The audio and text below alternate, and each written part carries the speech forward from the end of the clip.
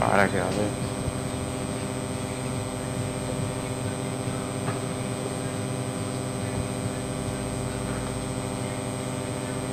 On like the actual catch box?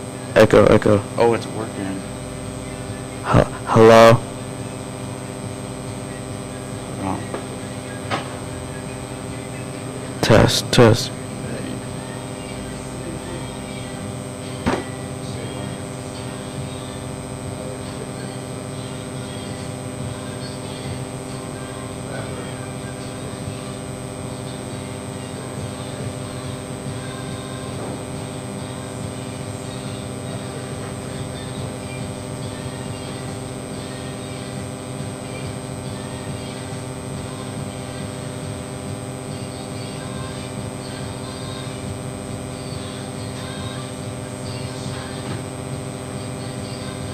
What'd you say you were cutting out?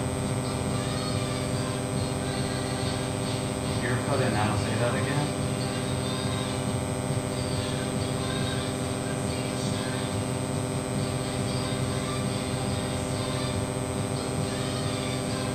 Yeah, it's like a little square, and you put it like on the chat box. You know? Is that right there?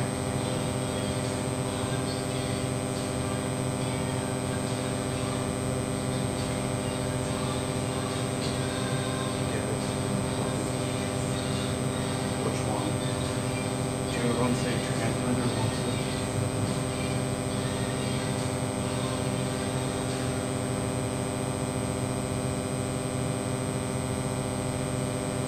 I put in that out one, right?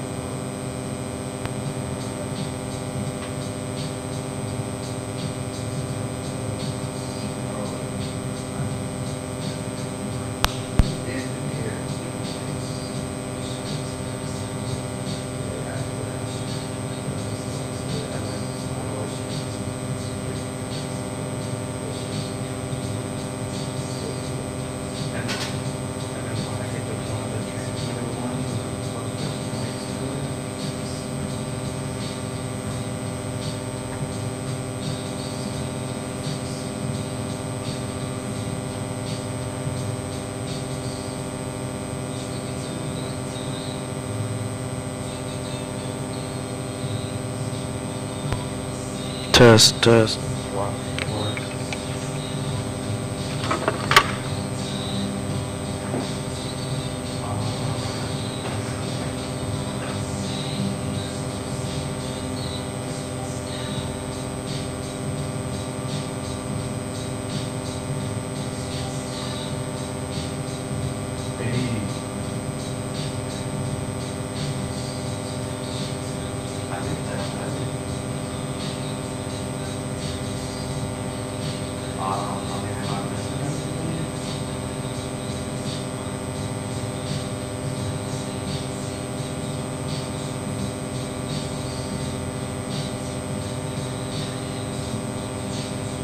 What if it's like too loud or whatever? How would that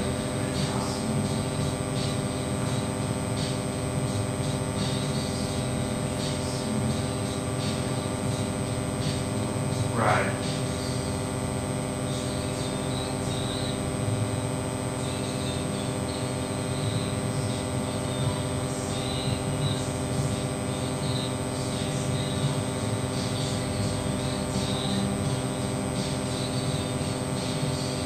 Uh,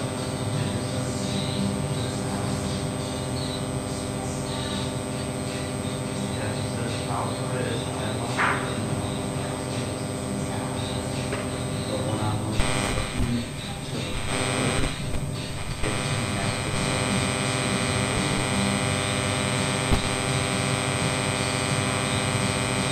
one says 5, and another one says out, but now I'm using the font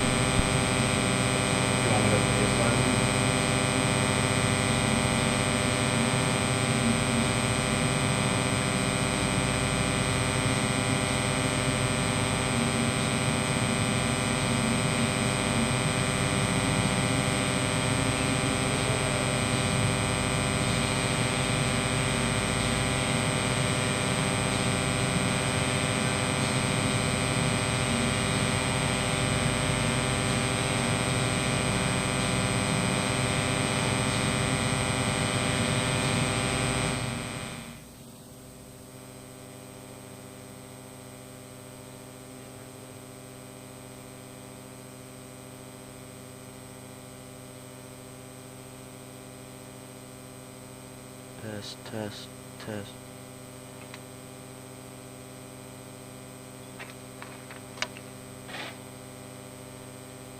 Test, test.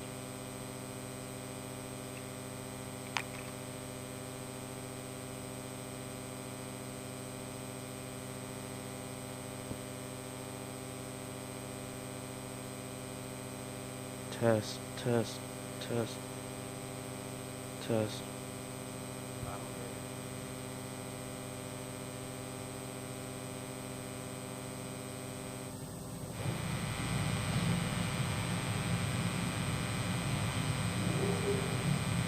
Test, test.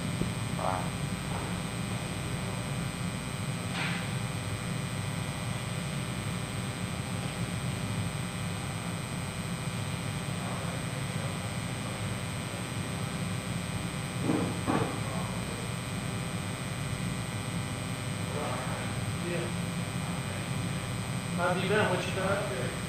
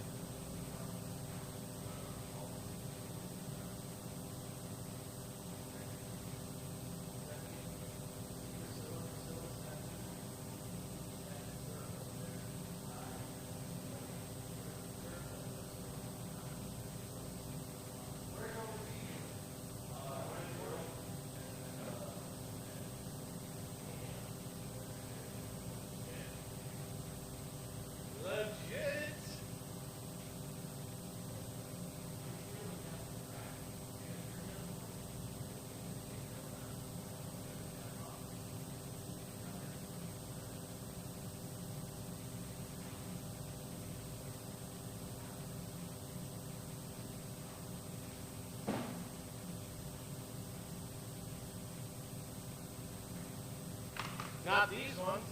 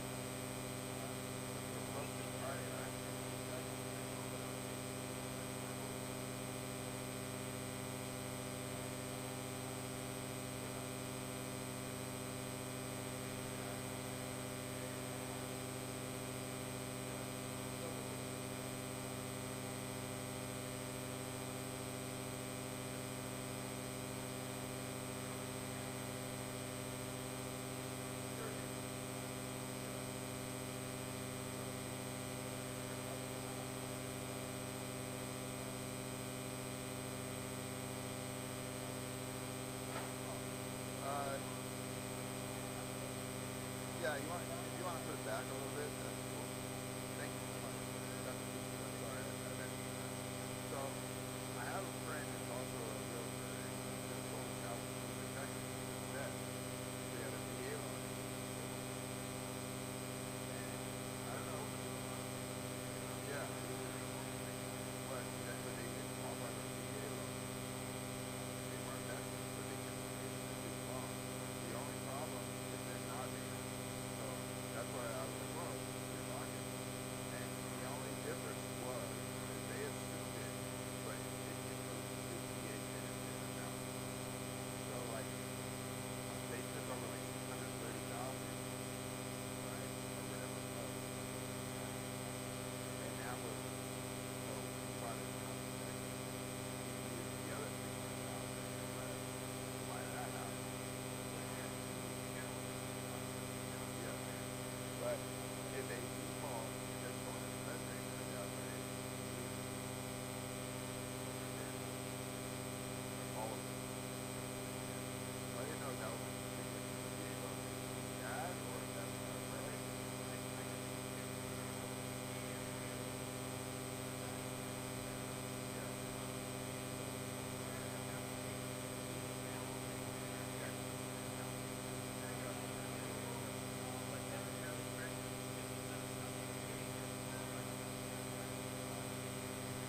Yeah, but he already got it really out there, but I was surprised that I guess if they were VA eligible regardless, then it wouldn't have still wouldn't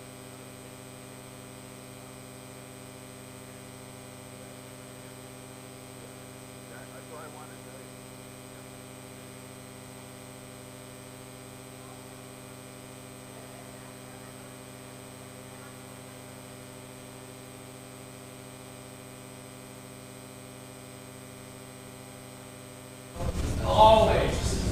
Oh, we got some good graphs to prove that, actually. Yeah. We'll get started in just like 30 seconds, guys. Were we waiting up?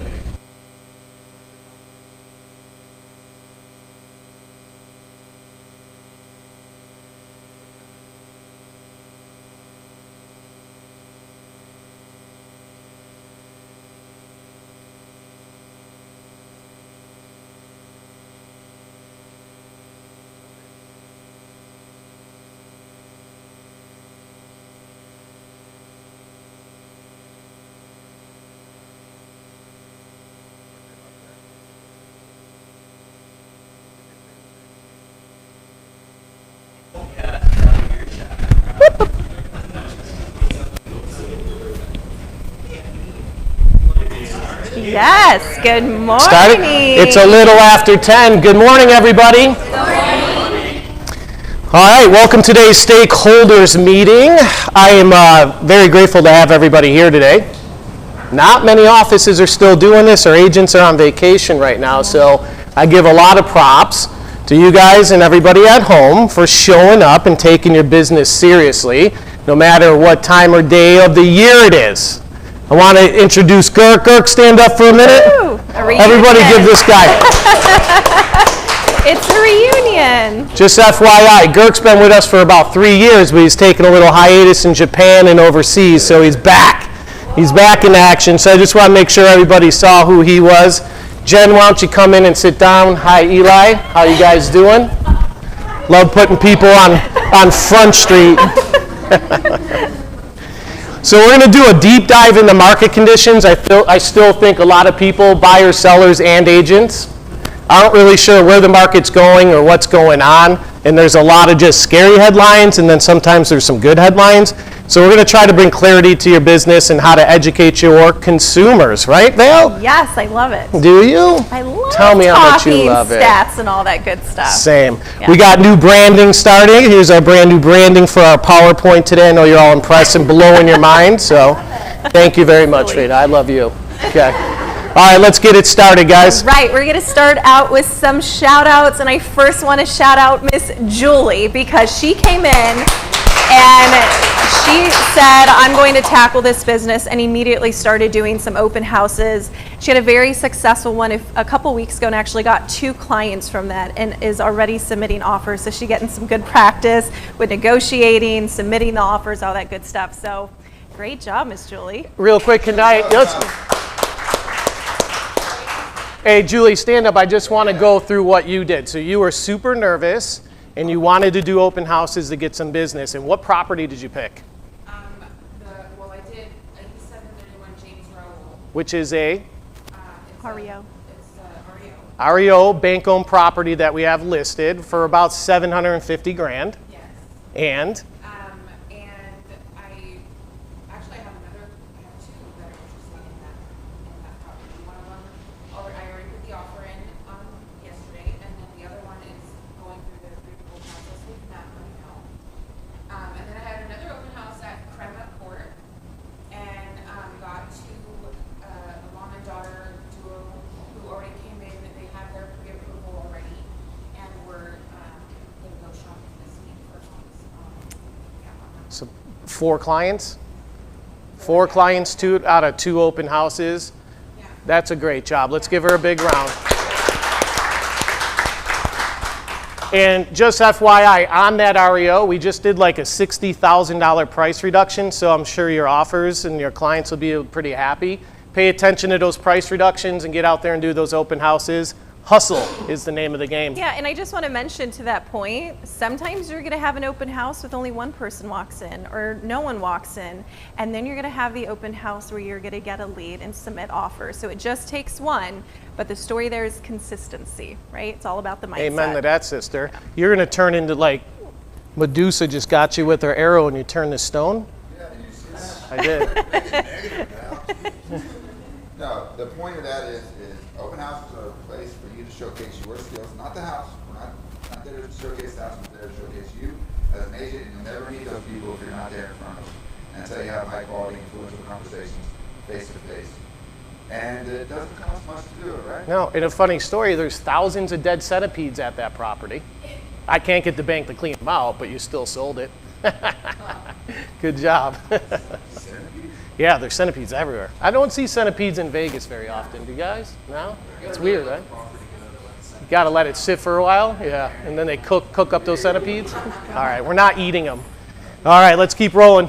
I got a shout out here from Mr. Zach Dunmeyer. He put 2 land units under contract, both of them at $950,000. Total GCI $47,500. One client, one Zillow Flex call. The client happens to be a high-profile individual here in town. Kind of high maintenance in a bit of a way, a lot of lawyers involved, but Zach's learning a ton about, right? They like to build those hours. But Zach's learning a ton about land deals, and I want to give him a shout out because the gentleman that called in could have used 1,000 different realtors. He met Zach, and he liked Zach, and he decided to go with Zach. And like I said, this guy's buying 2 land units at $950,000 a piece of cash. Right, so he has his pick of the litter, and he picked Zach. So great job, Zach. Way to be a professional, way to show it.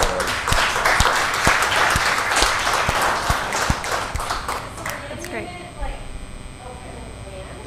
Vacant land. Yep. 2 vacant land.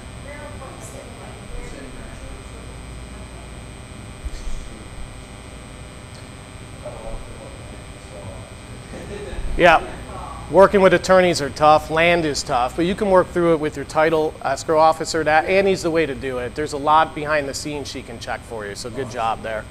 All right, let's keep moving. Awesome. Next slide, Vader. All right, we mentioned it last month, but we wanted to bring it up again. A new company that we partnered with called Rocket Lister. They're your one-stop shop for your listings. They have a la carte things that you can choose. They have packages you can choose. The package includes your sign installation, your photos, lockbox installation, all that good stuff. They actually do your MLS entry for you. Real quick on that, we just started using them. So we go, hey, do the MLS entry. Valerie and Suzanne woke up in the morning and the entire MLS was filled out. All they had to do is hit submit. $39 if you do that a la carte. Or Scott did it as well. The Yeah. 165 package, that's already included. Plus you get marketing material, you get branded virtual tour information. Like they package the hell up out of this entire thing. You submit it online and it just all happens at once. The thing You're you, telling me I get all those things on my checklist for $165? that's it, Buell. Everything? Everything. Wow. I know, it's crazy, right? They do your photos. So they'll take a lockbox, they'll put up a sign, they'll put riders, they'll shoot a full set of photos. How do the photos look? Photos are beautiful. They take your boxes down themselves, because why would you want to go back there? Yep. So when you're done, you send them an email, they'll take your sign down, lockbox off, and you're good to go. So I recommend using these guys. If you don't have your own sign or your own lockbox, then you would be using mine. You'd have to come to me for permission and to set it up. Or you can give them your sign and give them your lockboxes. So when you create your account, they'll know it's in inventory and they'll just ship everything out for you. So that's what I'd recommend. Get with us on the details. Everybody at home, same. If you're like, hey, I got a listing, I want to use Rocket Lister, just come to any of us in leadership. We'll tell you exactly how to get started. Awesome. All right. So from that, we're going to jump into Sisu and take a look at what we did last year. And guys, we made our goal of Last year or last month? last month. Okay, you So we confused. superseded our listings goal. We had 15 set and we did 16. So great job on that. We were a little shy on the buyers. Our goal was 35. We did 25. Given market conditions in the season, we did good. We showed up to work. We did. But why, Buell, did we come under contract and buy or close? Why did we drop? What dial on here is telling you something changed in the last couple months? Ooh, that's a tough one. I think we might do that conversation style. I don't think we had enough conversations to get the deals on the board. We got a lot of agents here. A lot of agents. Some of them had a lot, some of them had a little. Little. Yep. And we missed our buyer goal. And the point of that is just saying, guys, conversations are always going to lead to the amount of business you do, and we're always going to say it and always going to push on it. So try to keep your conversation count up through the holidays so you can have a big third and fourth quarter this year. And frankly, we had a really big April and May. June was pretty decent. And I think we got a little bit of that escrow close hangover. And we slacked on our conversations, and then July hit us in the face. So. And that's okay. We're going to keep picking it up. But kudos to everybody for hitting these goals. Those are all blue, which means we still did extremely well and beat out many, many, many teams in Las Vegas. We did. And speaking of teams, for July, we did a Sisu challenge again, men versus women. And that challenge was for appointment set. Who won, guys? Who do you think won? The girls. All right. So let's go ahead and go to the next side. Congratulations to the women. We have Priscilla, Clarissa, and Julie that met the criteria, and we're going to have a fun outing next month. Listen, a couple of new issues there, but fair play. Oh, You guys yeah, won. right. Okay, Yeah, right. next The one. men weren't too far behind. Yeah. Okay, you guys were close, but we got to rally a little bit. Raina, you can talk some trash if you want. Go for it. Always. Where is the outing? Have you picked it yet? You've taken everybody out? So last month we did conversations, and we have Julie, Priscilla, Raina, Kate, and Jen Whitman, and I'm missing one. Who am I missing? Clarissa. This Thursday, we're all going to JW Marriott. We have a Mind Fuel in Motion 2-hour seminar. We're going to do sound bath. We're going to do meditation, journaling. The theme is the 5 a.m. ritual, which I'm really excited about because that's always a work in progress for me. And then we're going to go have lunch and kick it at the pool all day. So I'm really excited. You guys are missing out. Good job for the ladies. Big round for the ladies.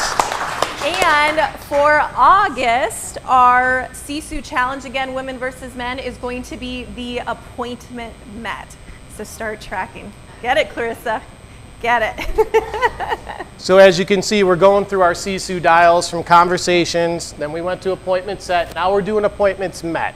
This is where the rubber meets the road. If you're actually meeting clients and having conversations, Quality and you're setting the appointment, that's good. But are you meeting the appointment that ultimately gets you the commission check? So this one, I want to see if the men might step this one up, because you guys got some really good pipelines, right? Yeah. It's gonna come back to the Give it to conversion. Priscilla. Priscilla, catch, your coffee's going everywhere. Was someone having this conversation with you about setting an appointment, how important it is to meet the appointment? Or did you hear this before? Yes. Yeah? What's the timeline there? When should be our ideal goal to set to the men? How long should that take? For our appointment, Yeah. Set the Met. You set it, and when do you want to go meet that person? I mean, as soon as possible, but it's 3 to 5 days that I've been able to do it lately. Okay. Close enough. 48 hours, but we'll take it 3 to 5. 48 hours, 3 to 5 days. Hey, as long as you're meeting an appointment, I'm happy for you guys.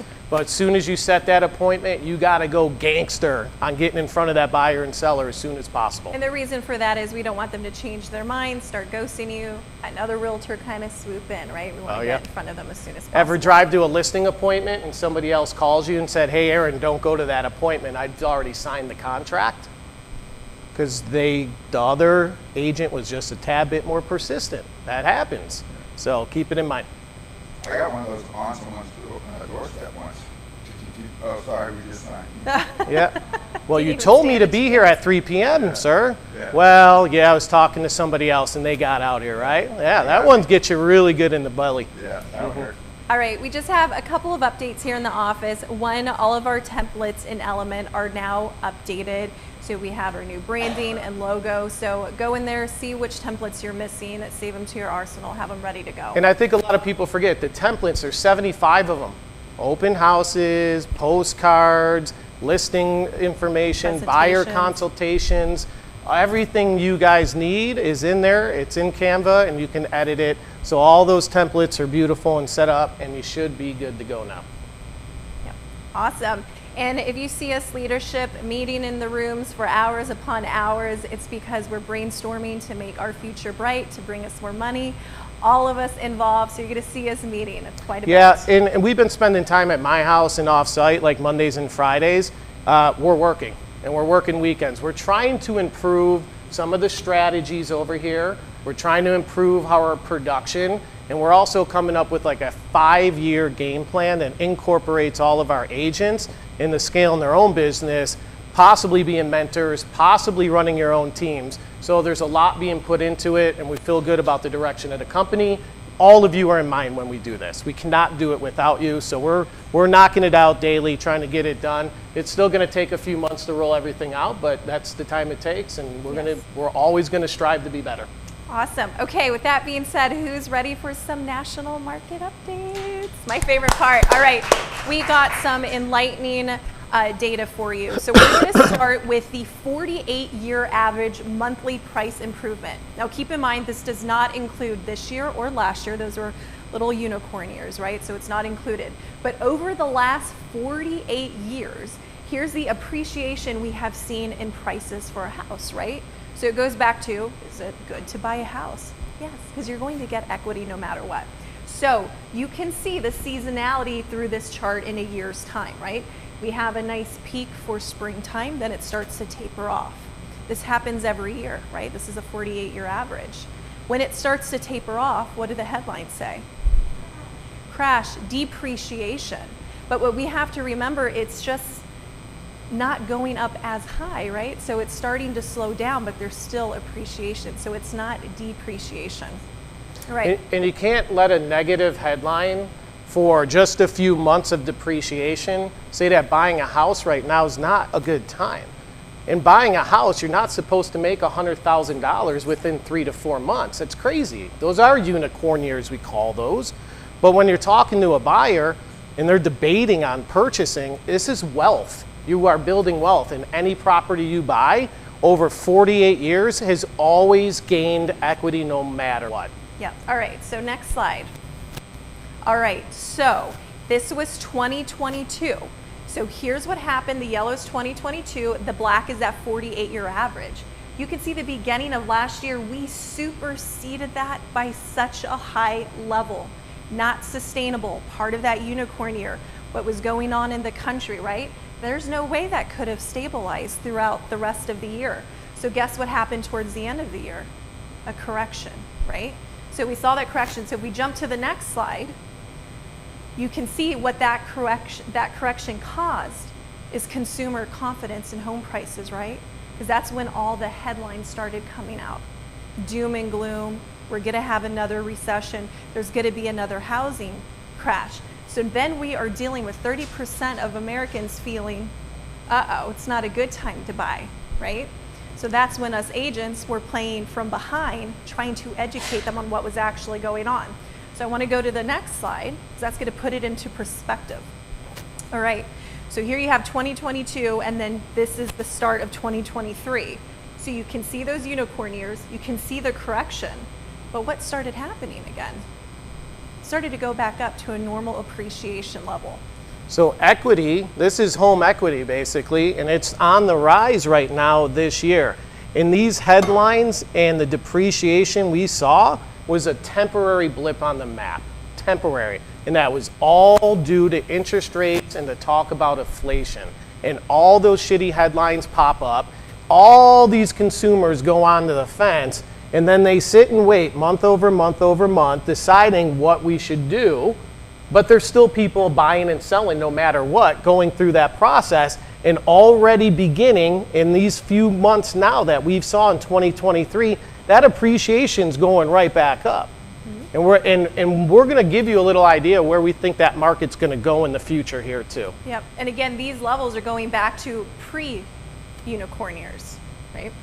And a little context so we understand how the media works is when you saw this negative 0.9, everything, the sky was falling, everything was going to end, right? The exact inverse is happening right now, and they're not saying that we're in a real estate boom, are they? Because fear sells. So they're going to focus on this at a much higher level than they focus on this, right? So keep that in mind when you hear these things, like, wait, let me take that with a grain of salt, because they're always going to focus on the negative and make it way bigger than it is, because those negative headlines sell as they sell Toyotas and Tide and all that stuff that they're throwing on the news. So you'll see it outproportionate reactions to the negative than you will the positive. Yep. All right, so we can go ahead and go to the next slide.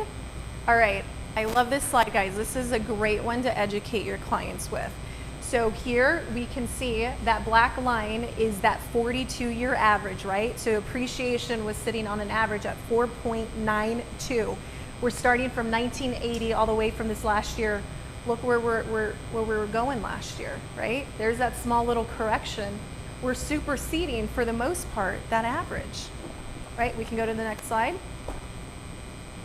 All right, and the last thing I want to hit on are foreclosures, right? Because I started seeing those in some of the headlines, right? Foreclosures increased by 100%. Well, if you have one foreclosure and now you have two, that's a 100% increase. And that's pretty much what we've been seeing here. So you have 2023, there's only 186,000 foreclosures compared to where we were obviously in 08. Here are our normal years we like to talk about. So do you guys think foreclosures should be a Done by topic our in front of catch. mine? No, definitely not. Do you think foreclosures are coming? No. Why are they not? Tell me exactly why we're not going to see foreclosures. Well, I mean, for one, the government doesn't really want to see people who get foreclosed on and lose their homes. So Excellent a lot of banks point. are going to be, a little bit more forgiving, and they don't want to see any repeats of previous foreclosure breakouts. So I'd say that's one reason. Two, if people do get behind on their payments and they're in a situation where they have to sell, I mean, there's no inventory, so they'll be able to get out of the house more than likely, unless they pay the crazy price for it or owe too much on the house. So a lot of homeowners have equity Yeah, in their yeah, property, exactly. right? Yeah, A lot yeah. have So- equity. Yep. So yeah, that's kind of the big two reasons I'd say. And just as a refresher to what Aaron just said, in 08 when the market crashed, nobody had equity, right? Most Americans right now are sitting on at least $49,000 worth of equity. And it really takes a big swing in our market where it completely turns upside down due to a ton of supply. We don't have any supply. Our inventory is at record lows still. So if it's at record lows and there's a ton of pent up buyer demand, there's no way there's going to be any foreclosures coming.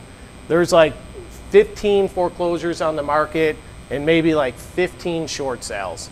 It's such a small percentage. There's nothing coming down the pipeline that's going to change it.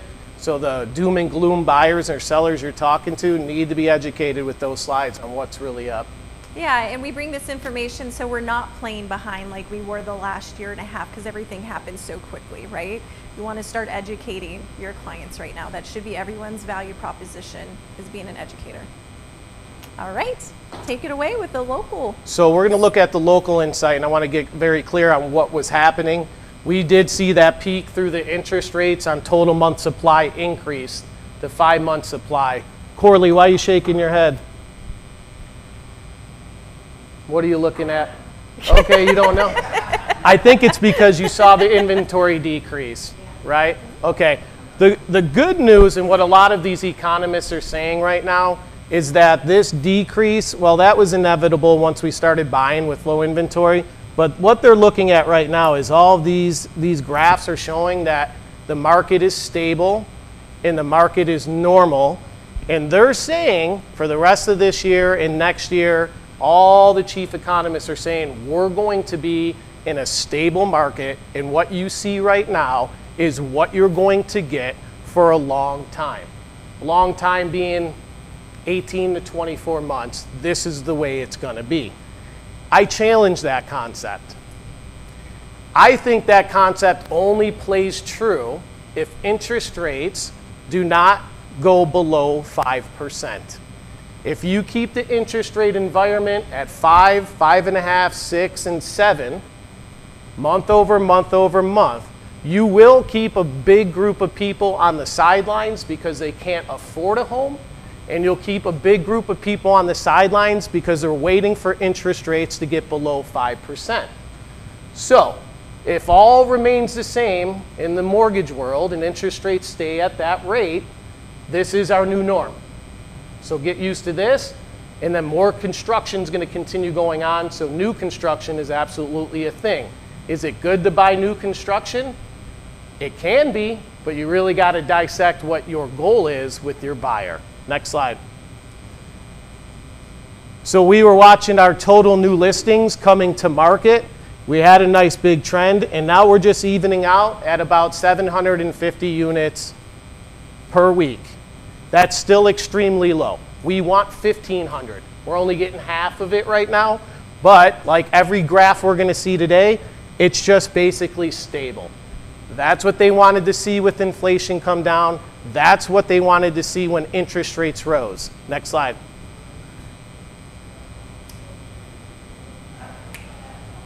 Magically appears. Total inventory, 4,000 homes. That includes single family and townhomes. Keep that in mind, okay? Now, we still have another stable 4,000 homes. It's not way up here at 8 and 7. We were at 5 for a little while. That felt good. It was coming down, but now it just started to soften and it's stabilized. Next track.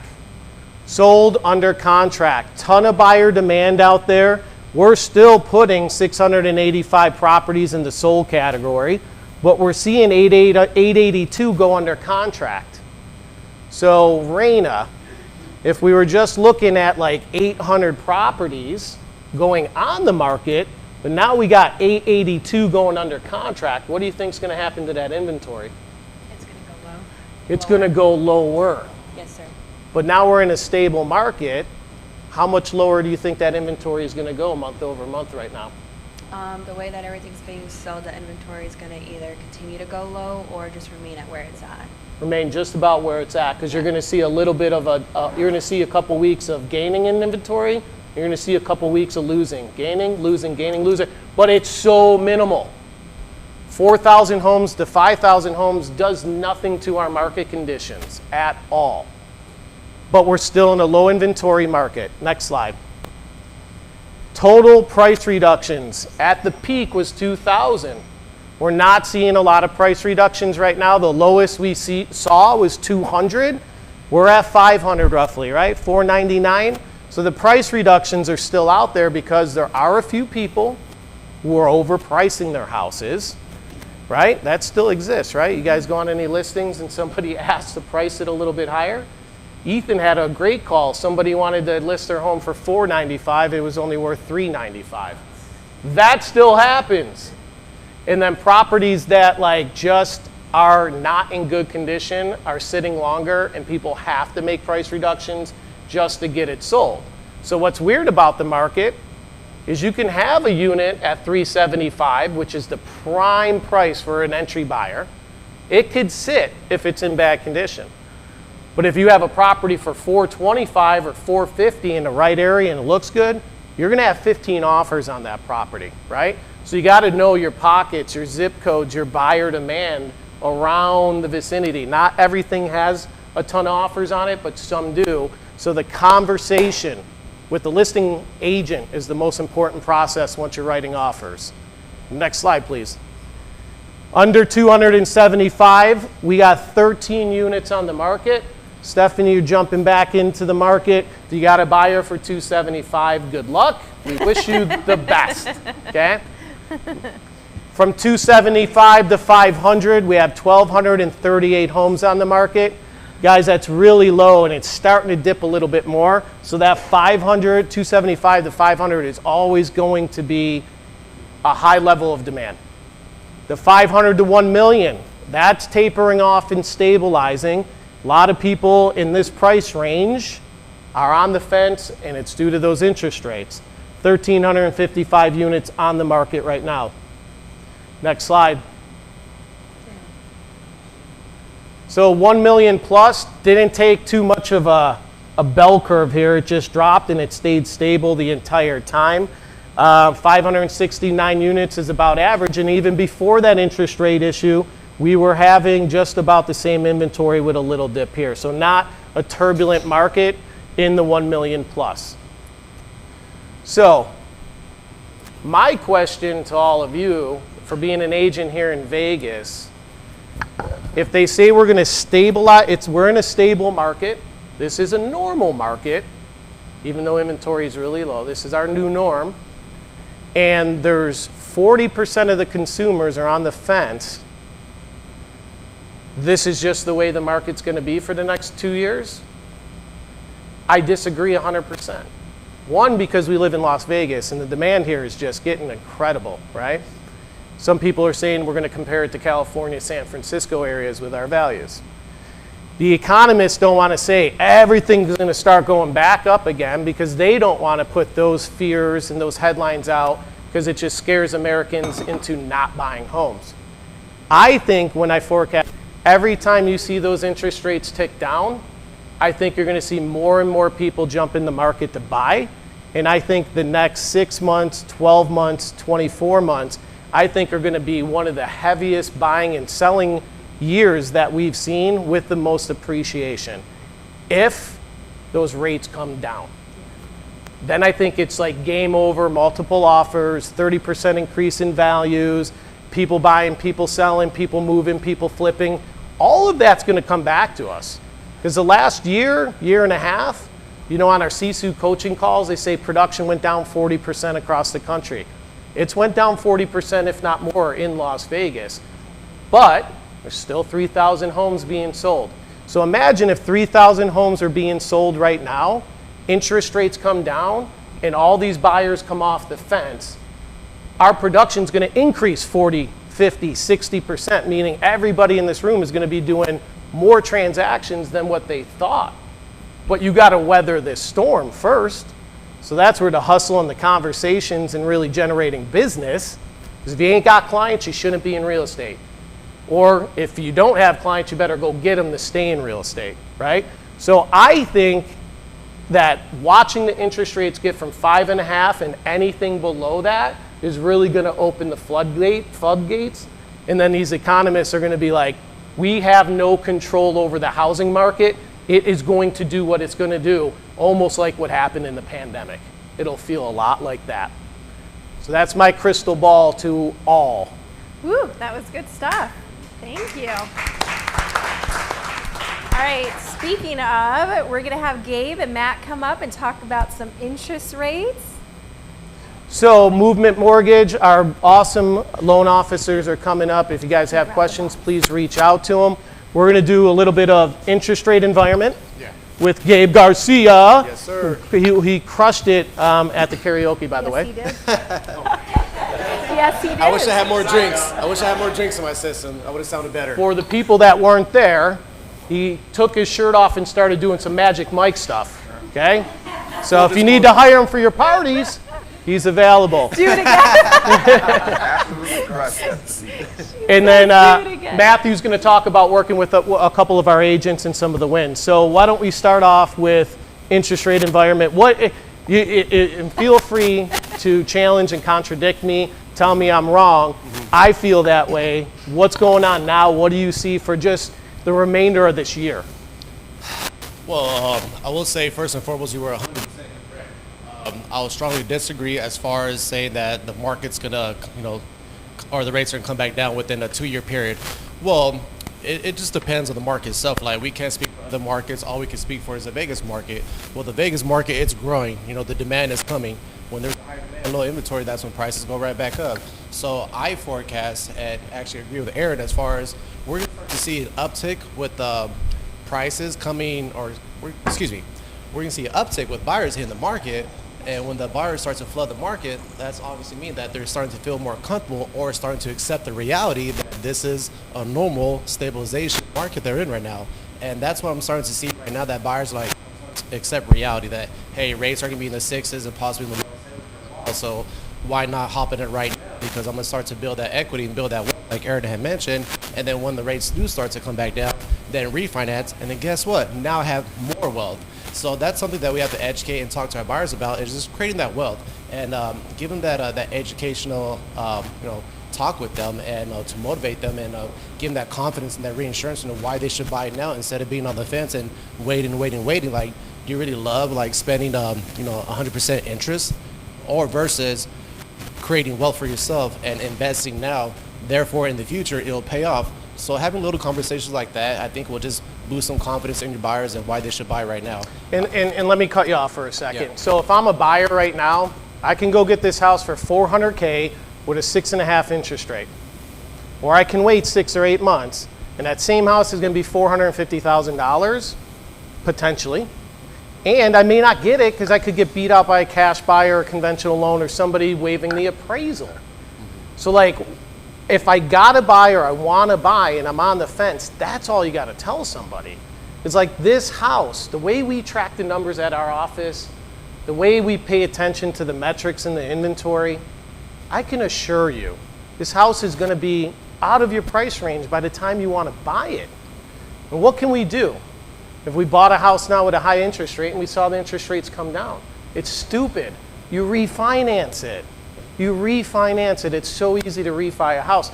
So I'm going to continue to just push the argument to all the consumers sitting on the fence that you shouldn't be on the fence. You should just be with the right agent making the right moves with the right offers. Yeah. And it goes back to what Val and Aaron say, you're going to marry the property, date the interest rate. I can't stress how many times I've used that analogy, and the buyer says, that just makes sense. I never thought of it that way. So, just everything, make it make sense to them. Ask them the obvious yes question, and instead of them being consumed with all this negativity that they hear on the news or whatnot. You guys are the professionals. Val, Aaron, and Bill are here to educate you guys. Use the education and transmit that to your buyers, so then they can just feel more comfortable with not just with you, but to buy. Kind of going back to what Aaron mentioned, I really see that the stabilization with the interest rates will not gonna, hopefully they will not go up furthermore, but there's going to be a lot of data that dictates that if the rates will go back up. But this is the new normal, 2023. And I do see rates staying in the high 6s and low 7s for at least the next 6 to 12 months before we do start to see a downtick with rates going into the 5s. And if they do go back into the 5s, that's going to be a win for a lot of people. And if you're waiting for the 4s, then you can just continue to wait. But once the rates do come back down the 5s, then you can see definitely an uptick with buyers, hitting the market. Then that's where we're going to see an uptick with prices. And another kind of time frame to keep in your brain when you're talking to people is usually the articles and the buyer confidence, the consumer confidence is usually 6 months behind what's actually going on right now. So if interest rates stayed up for the next 6 months or a little bit longer, people are finally going to catch on that is the normal interest rate. I have to buy a home now because now I'm seeing articles saying values are going up. All of those people are 6 months behind what we're telling you today, so now you're ahead of it. And then in 6 months from now, no matter what, people are going to have to come in and buy, and they're just going to accept the fact that I'm getting a high interest rate and I'm not getting that 3% pandemic love. You ain't getting it no more. Right? And then just lastly, before I pass the mic to Matt, once again, it goes back to educating the buyers and giving them that confidence, and just tell them that, hey, we have buy down programs. They don't know about these buy down programs. We know for most part, we're not in a markets where you can ask for closing costs. These buyers, they don't know that. You just want to get them through the door. So just tell them that, hey, there's buy down programs that can help you, lower your mortgage payment by $200 to $300. Is that something that that's intriguing to you? And once you build a conversation, set that appointment, and just create that motivation. And how do you get some of this information out? Like, Aaron, sounds cool, man. You're totally right, but I just don't know where to start. That keeping current matters, or using the templates we have to just grab a graph and spend 1 to 2 minutes cutting a small video and getting it out on your DMs, getting it out in your KV core, getting it out on a text message. That's all you need to do. Don't overthink it like you need to be in a matrix and you need to send out thousands and thousands of videos. If you just brush your SOI and you brush your email and you brush those conversations you have in your KV core with your database, it's a simple video describing what we're talking about. And you can grab 15 slides and pick any one of them and sit down for 2 minutes and just send it out. There's so many agents that come into the morning huddles and go, I got a new buyer. I go, where? SOI. What'd you do? Well, I posted a little video on Facebook and that client reached out. If you didn't post that, you would have never had somebody reach out to you. I don't know what to say. It's easy. Inventory is down, consumer confidence, everybody's on pent up. They're all gonna buy now, you can refi later. Write it out, spend 2 minutes and get those videos out every other day, something, and you'll get business from it. All right, thanks, Gabe. Thanks, Gabe. Big round for Gabe. All right, Matt, what do you got for us today? Hey, I just wanted to give a quick shout out to a couple different agents that I've worked with over the last several months. It goes back a little ways, but I felt like they did an excellent job throughout the process, especially in light of how difficult our market has been. The first one was Ernest Lugoleo. I know he's not with us here today, but he will be returning to the office here soon. We had a particularly difficult a transaction where this was when we were making our move from Cherry Creek to Movement, and they were declined by the previous lender. We got them moved over to Movement, and we closed them in 2 weeks, and they got a better interest rate with Movement than they did with getting declined previous. Abraham, he bought a new house. I think I saw him over here. And hey, it just goes to when you have great communication and help by the actual client. He was the client this time, but we closed almost 2 weeks early. And we were able to fund the day he was leaving for his vacation. So I think he was pretty happy about that. Woo, Thank you for all your Abraham. excellent work as a buyer in that situation, and as the agent, of course. Scott. Newer agent, but he worked with the clients he got their listing, he double-sided and got their listing, and he helped them with their new purchase. I felt like he handled it like a seasoned veteran. Went so smoothly. Very, very great, nice process, and I'm sure the clients were very happy with the services you provided. And you guys did really good on a tricky file. And I also, because there's some new faces that don't come in the morning huddles, kind of show up for this, that's all good. But I want you to understand, he listens to us on doing the things he needs to do to build business, which is making those phone calls in Mojo. And he got on that dialer, and he got a listing for what, $595? Yeah, $595. $595 listing, and they need to buy, and they're going to buy in the what price range? $800,000, $900,000. So he's done it twice. He's done it twice. Like, key point here is that's in addition to what Matt just talked about, Yes. the other double side. This Yes. is another one. He's that done he it did. twice. So yeah, he's starting to develop a habit here. Brand new within the year, right? I mean, nice job. and he just keeps looking at his cap. Aaron, when is hanging. he's like, Aaron, It's not great calls to Aaron, I'm starting to close so many deals, I'm going to cap out soon. And I go, yes, Scott, you are. And that's the thing, 5 transactions, he caps out, he's 100% agent, and the guy's just doing the business of just making the phone calls and conversations. I'm going to continue to say it, and that hard work paid off. And we hope you double end it and get 3 transactions out of it, right? That's it. He works with a great group of you agents that are here like almost every day, and I think that the results, the proof is in the pudding. You come here, you make your calls, you're going to get transactions for sure. And you have access to advisement from more seasoned realtors. I think that a lot of you have found very helpful. Kate Fries, again, new to the Alessi Realty Group, but she worked with, okay, the reason I want to thank her and for her, we had to do, and especially, it took an especially long time, I think a week and a half to get written verification of employment before I could approve her clients, because we wanted to make sure the income was exact. In case though you don't know what it is, we have to actually go back and verify all employment for every borrower for the 2 most recent years. And in cases of borrowers with variable hours, where they're not working a full 40 each week, we have to average that. So she helped me with the clients to exercise patience until we got that done. We got it set for what they qualified for. We moved forward and we closed. And she did an excellent job communicating with those clients throughout the process. I don't know if you guys, she does also been doing a lot of posting, I think, on Facebook and whatnot. So she's really seemed like she's dived in and she's getting some great results right away. Yep. And then finally, excuse me, Christian. Is Christian here today? He's usually here every day. There he is. Hey, Christian. Another double ender story, and this, even I have to admit, was an exceedingly difficult transactions, I would say.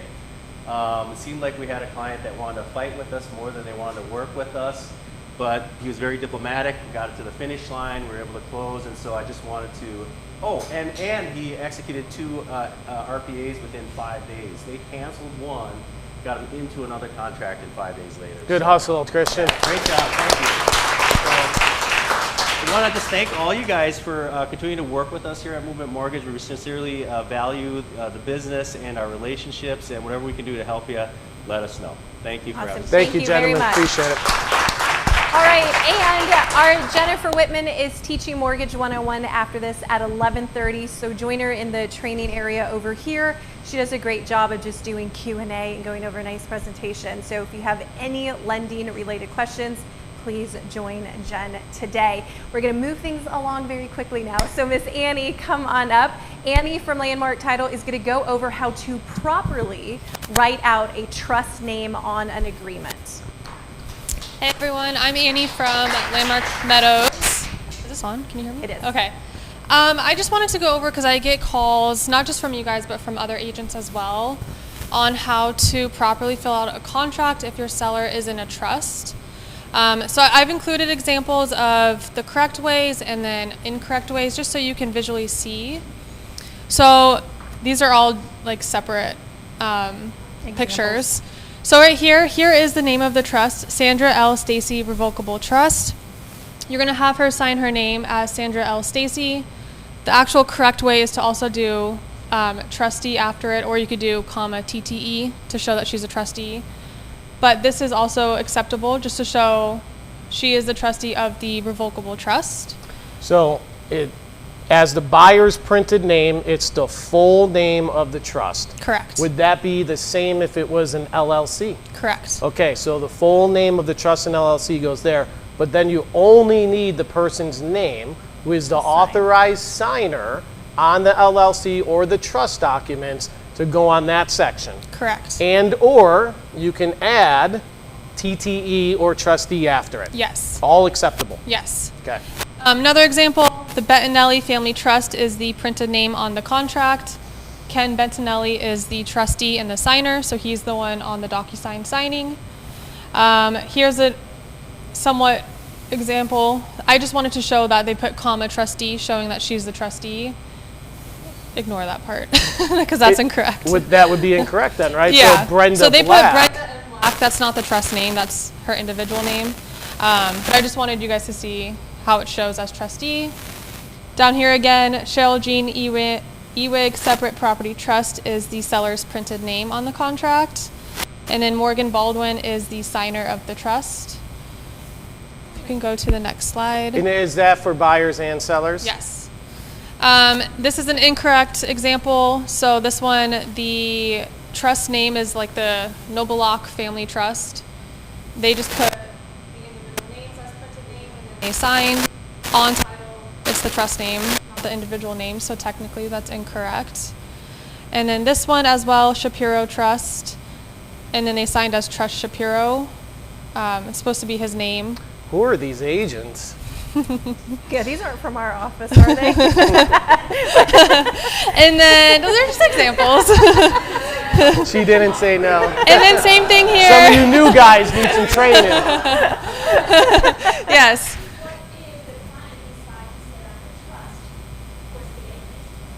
For a buyer? Yeah, so then you would just do an addendum stating the buyer to purchase under the Alessi Family Trust or whatever. For me, how does that work for your guys' compliance? If the buyer wants to now purchase in a trust, Yeah, they don't have to go back, addendum, right? An addendum, just moving it from the RPA to the trust. That's fine. Yeah. Hold on 1 second, Gabe. I want to make sure that everybody can hear you. Stand up. There you go, brother.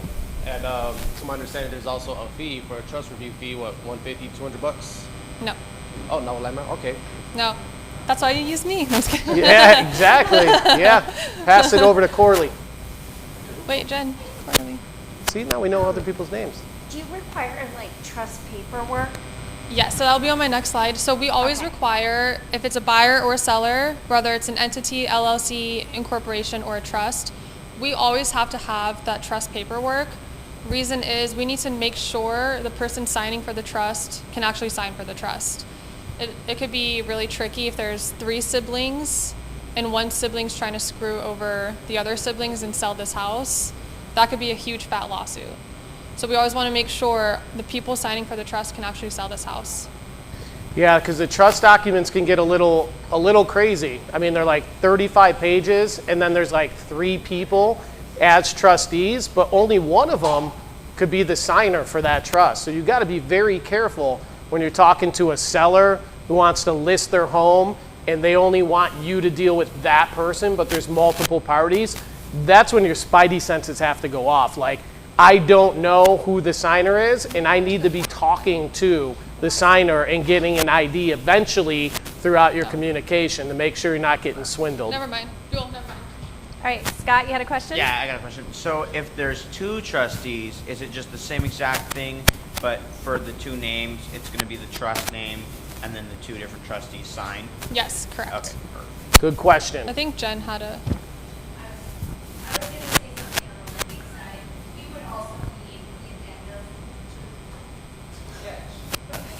See that?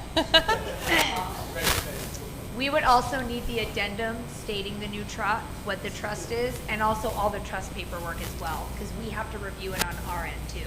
Yes, and not every lender approves Right. of the buyer purchasing under the trust. So Right. it's better to do it ahead of the game rather than day of closing. Oh, he wants to do it in the trust, which I mean, we can do that afterwards, but if they want to close the loan under the trust, the lending team needs ample time to review everything, goes to underwriting. So just get ahead of the game. Is And there? we do allow it, just so you know, movement does allow it. So. Is that specific just on company or on loan company? Okay, cool. Awesome.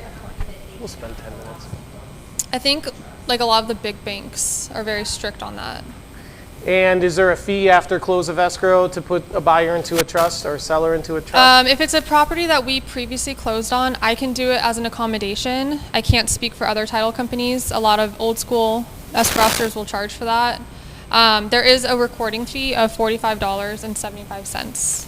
And then trust paperwork is required because I have to submit to the county unless he can sign for his trust or whoever. Yep. I just wanted to kind of give examples of where you can go to find. This is what I use, and I'm kind of confused on who's on title. So I know the MLS and the tax star can be kind of confusing on who is on title. Not even just with trust. If it's like a really foreign name, I don't know who their first name or the last name is. Sometimes they flip it. So I always go to the assessor's website, and that shows everyone who's on title, everyone who's a trustee. You can even look at the last recorded deed to show exactly how they're on title, and that can avoid any confusion. I can post this on the Facebook too, but that's just the link. You would just type in the parcel APN number or the address, and it pulls up for you. So this was an example of the MLS. So on MLS, it shows the Olympus Living Trust. and then Marketwatch minus G. The correct way is actually, so there's 3 people on title. So the Olympus Living Trust, ETAL, or ETA, I don't know how to say that. Do you? ETAL? I don't know. So that means like and others in Latin. So it's showing the trustees right here, TRS. So it's George Marketwatch and Sarah Sharp as trustees. And then the other person on title is Minas George Marketwatch. So the MLS just doesn't show who the trustees are. So that's just another way you can see who the trustees are. And then there's another option where you click the deed and it pulls it up for you. And you can see who exactly signed on that deed. So look at the MLS and look at the assessor's information page, and if you get stuck there, leadership/Annie is Yeah, the you guys person can to always dive call into us. it. Yeah. Exactly. And get a copy of the trust if you can up front. Absolutely get a copy of the trust. And then, do you guys require death certs for your files too, or trusts? We do, yeah. I was just gonna say, on one of my slides, it showed like a Cheryl Jean trust, and there was a lady named Morgan signing. So that to me right there is a flag, like Cheryl's probably passed away because someone else is signing. So that could be a good indicator of, okay, well Cheryl isn't signing, what happened to Cheryl? Is she dead, is she alive?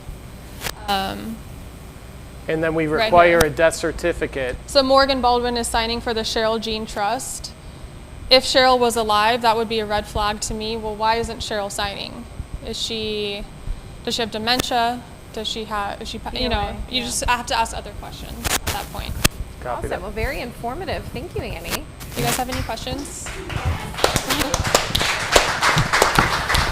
Thank you. So as a friendly reminder, Annie Sawyer, Landmark Meadow Title on your offers. When you submit offers, let's put her on there. There's a 30% discount on buyers and sellers. So if you're getting counter offers between people, then you can just tell your clients or the listing agent, if you're going back and forth, we do offer a discount to go with our title company. It's not 30%, yes, buyers and sellers, but that's only if you're, Put it on the listing. Yeah. and if you're a buyer's agent, we have other discounts, but it's not 30%. Okay. Equals maybe 20 to 25%. So we're always going to offer a nice little incentive for using our title company, plus it's our privilege. They help us with our office and our marketing. So thank you. Keep sending business over there. I think we got Brody in the back. Wait. Wait, We have no, Mindy Brown. wait. Yeah. Sorry, Mindy get you Brown, guys all First pumped. American Home Warranty. We got Mindy. Ladies first. Ladies first. My All right, bad. first of all, Mindy, thank you for breakfast. Mindy is responsible for Rachel's kitchen treat today, so thank you very Mindy. much. I hope you guys are eating. Please eat it. So first of all, I just wanted to say good morning, and also thank you for your continued business. It is really appreciated. I also wanted to bring up, this kind of came up over the weekend, so when you guys put a seller's policy on your listing, and I was going to reply back to you, but I wanted to wait. So I got one from Valerie last night. That's actually Aaron's. We're putting a seller's policy. And this came up. I had an agent call me this weekend, and she was trying to place a claim for her seller. Her seller was out of the country. And it's already has the buyer's information, is getting ready to close, I think like the August 11th. And they wouldn't let her place a claim. So she calls me and she's like, Mindy, why can't I place a claim on this, right? It hasn't gone through escrow, we haven't closed. They kept telling her she hadn't paid. So she calls me up, and I'm looking at it, totally baffled myself, can't figure out why the 800 number is telling her that she can't place the claim. We didn't have the seller's contact information in the file. Their name, but no phone number, email, any way to contact the seller. So the service fee has to be paid, the $85, right? So they wouldn't let her on the 800 number place it because they had no way to contact the seller to get the $85. So once I inputted that in, she was able to call and place the claim. And I literally looked at the file like 3 or 4 times and could not figure it out. And I was like, what is going on with my team here? It was like the weekend, I can't get a hold of anybody, I didn't know what to do. So if, when you guys send it to me, just at least give me the phone number, because they can either they can sign up on the portal and create an account like your buyers do when they have the home warranty, or the easiest most of the time for something like that, because more than likely they're not, they're obviously only going to have it for a few months until it closes, right? Is just call the 800 number. Make sure you have a credit card. If you as the agent are calling on their behalf, like they're out of the country or something like that, You cannot use their credit card. We had someone try to do that the other day and they won't let you. So you have to use your own. Or there's ways around of, you know, I don't know, I'm not going to say it, but you guys can figure it out, right? Read between the lines. So make sure you do that. And then also, if you guys have listings, I was thinking about this, and Val and I kind of touched on it over yesterday.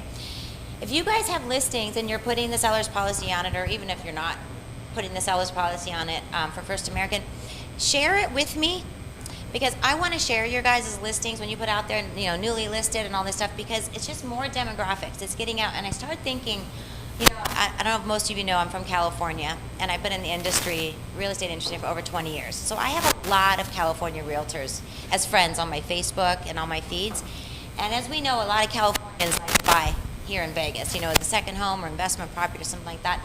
So if you're putting out there on your social media to listed property, share it with me. If you're not friends with me on Facebook, find me. It's actually under Melinda Brown. You'll see kind of in parentheses, Mindy.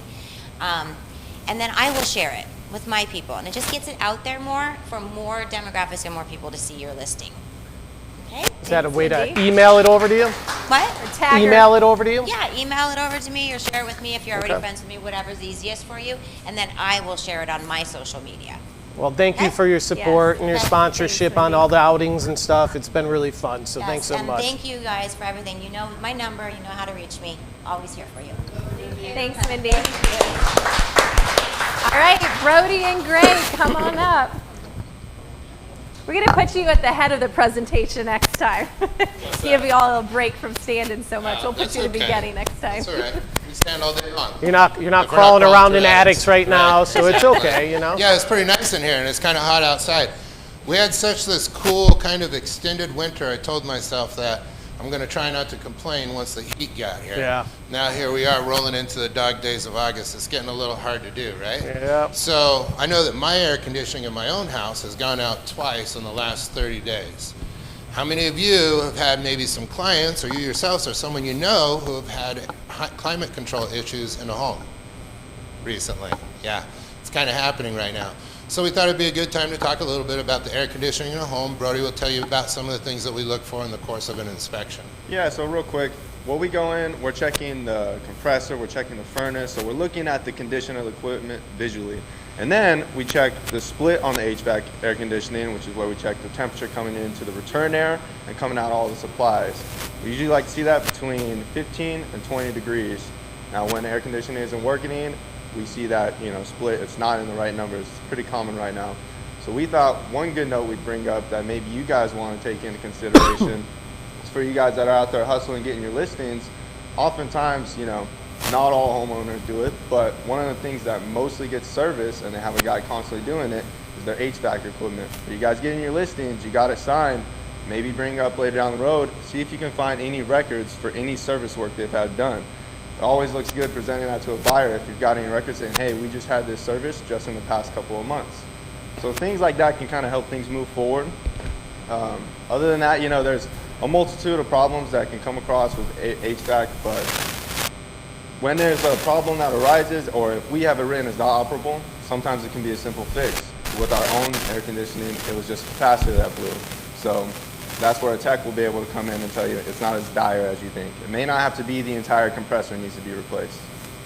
Yeah, that was one of the two times. The first time we had to have the blower replaced, and that poor guy was in the attic for about 4.5 hours. Ouch. So yeah, that one was a little bit. But the point is that when we see an air conditioner that's not working, we just went through this on a recent inspection, they want to know why it's not working. Well, how big of a deal is it? Is this something major? Is it something small? And we're getting into diagnostics at that point, and it's outside our scope, number one, for our licensure with the state of Nevada, which is going to put us outside of liability if we start going down that rabbit hole. So when Brody talks about if you pick up a listing, I think it's a really good idea. A service call could be $75. And if you show a buyer that comes in that the HVAC system was just recently serviced by a technician, it's only going to look good. We just had a listing, so we did the home inspection and the AC wasn't working. So the buyer's agent sent us an addendum saying they want a $10,000 closing cost credit in lieu of the repairing the AC unit. So we're like, you're out of your mind. contacted a service. They went out there for $75, told us it was the same problem you had, and it was like a $500 fix. So that's what you guys have to do, because anybody's going to try and leverage an AC unit as far as they can, because AC units are freaking expensive. That's if they're shot. My AC unit's like 25 years old, and it runs like a champ. Looks like crap, but it runs like a champ because I get it serviced often. So keep that in mind. Yeah, you know, that $500 part, if you're talking about the capacitor, that's actually, that part only costs about $100. So, and it's not really that big of a deal to replace. So if you got a qualified handyman, someone that's good, he can go out there and take care of some of these things too. But it does take a little bit of diagnostics. You have to take the cabinet apart. It's going to be at the condenser outside.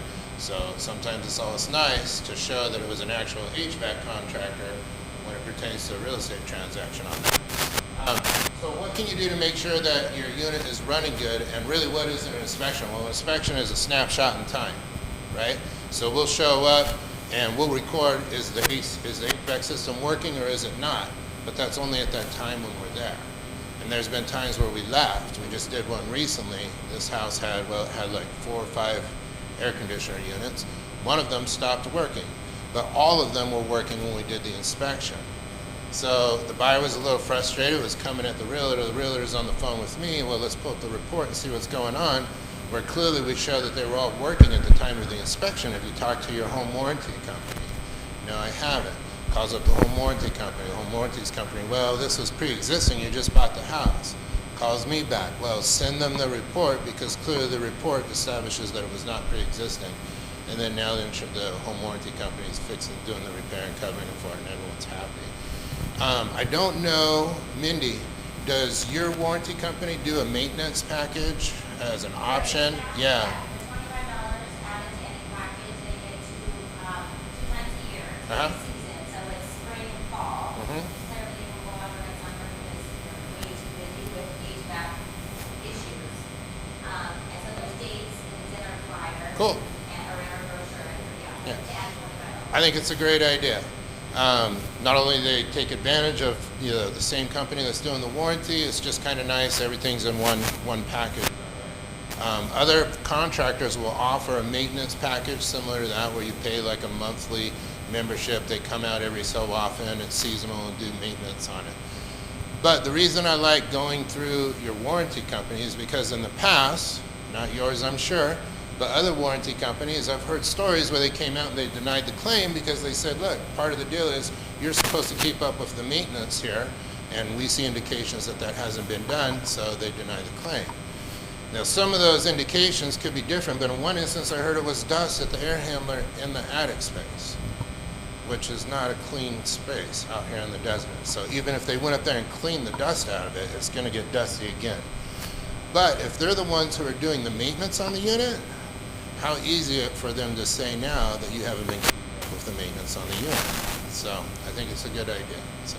Until you run into this stuff, it gets nasty when you're in the middle of an escrow trying to figure it out. So it all is important information, right? Anyone have any questions real quick about air conditioning? The only other note I'll add on to that real quick is I've been hearing it come up a lot in this market meeting. Anyone have a note on that? Okay. As I've been hearing Aaron and Val saying be an educator. Now when these problems arise, you guys are busy, you're hustling, you're staying up on the market.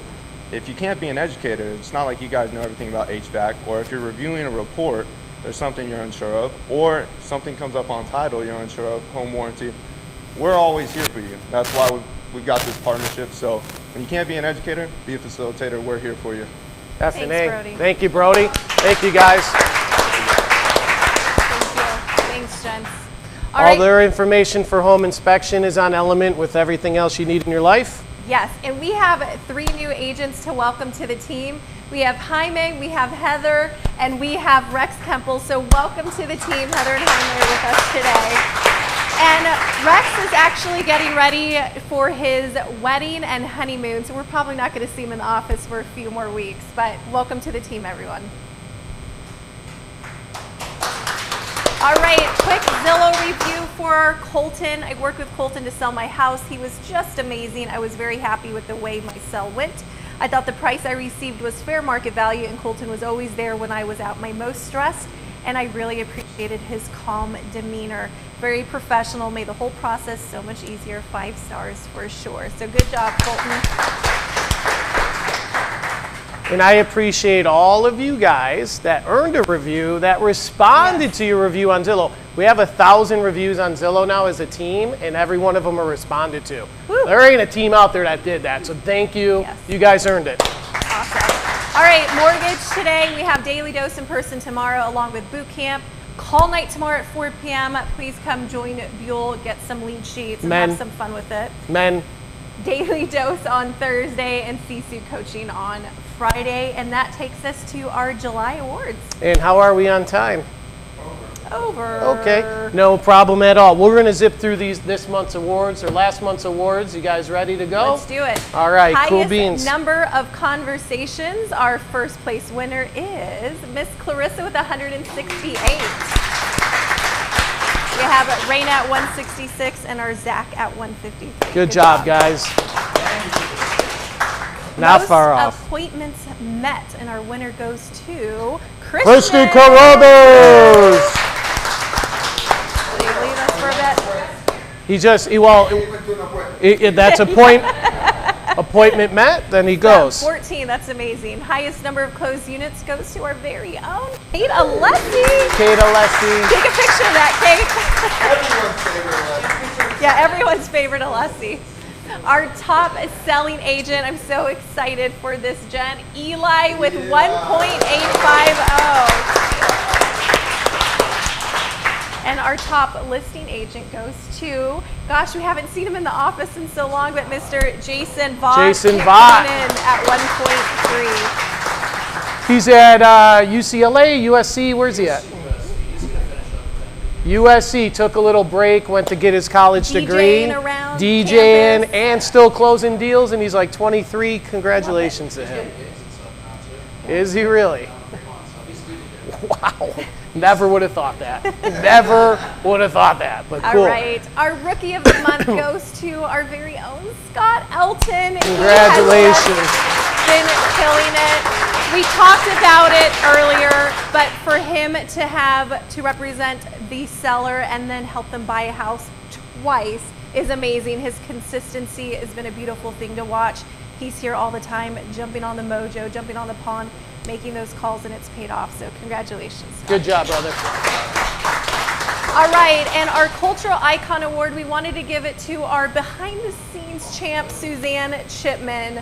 Suzanne can be a very thankless job, right? Dealing with all the transactional stuff, putting out fires left and right, and also holding our hands at the same time. Her experience really helps us in a lot of situations, so we thank Suzanne for everything she does. Full-time transaction coordination. If you're doing all your paperwork yourself and you want to send it to Suzanne, she's available. And if you want an open house, go to Suzanne too. She's monitoring all the listings. Her and Ethan are watching for open houses for you guys. So just contact her anytime. Slack, email, phone, text. Yep, she's great. And then that takes us to our inner circles for the month. We have Eli, Kate, and Justin coming in first, second, and third place. And that's an award show. So again, thank you everybody for showing up. I'm going to be around. I got some agent meetings with y'all. If you got any questions or need us, we're here today, all day, every day. Bye everybody at home. Have a great week. I did not, or I did a little bit, yes. About representing Joel agents.